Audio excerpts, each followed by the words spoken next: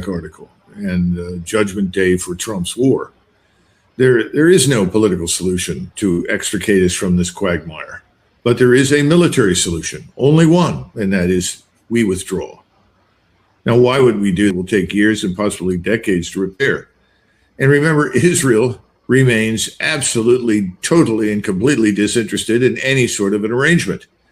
So this is something the president cannot overcome. I think the president is under duress. For what specifically, I can't explain it, but it's very obvious that he is under duress. And the Jewish lobby or the Israel, whatever you want to call it collectively, its agents in the United States have got something on him. They're holding him to it, and they're telling him that, continue the war. So I think what you witness with Trump from time to time are these outbursts of anger and frustration that have less to do with the Iranians and more to do with the fact that he's trying to reassure the people that put him into the White House, the people that spend hundreds of millions of dollars to get him there to begin with. But at the same time, he's still trying to come out with something that he can call a success. I don't think that's going to happen. So I think what we really need to do to convince the Iranians that we're serious is to withdraw. We've got to dismantle our position in the region.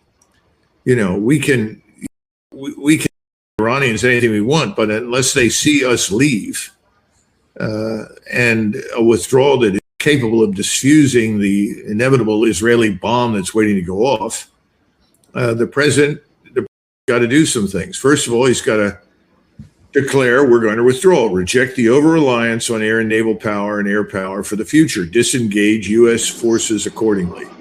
We got to contracts to rebuild bases in the region. We're not doing that right now. We've got a lot of people lined up who think they're going to make big bucks from rebuilding these seats. We've got to remove the chairman of the Joint Chiefs. We've got to remove the Secretary of War. We've got to remove the director of the CIA.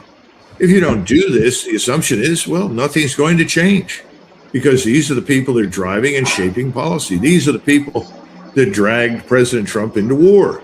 These are the people who want to keep him fighting. And you have to broker an agreement between the Gulf states and Iran conditioned on our withdrawal. Now, this is something that he doesn't need to necessarily come out and admit right up front. I'm going to remove all these people immediately, although that should happen soon. But he really does need to disengage, get them out, and just tell the Iranians, we're leaving, we're out. Because there's one thing he cannot do, Dan. He cannot deliver Israeli compliance with anything that Iran wants. Yeah, and we're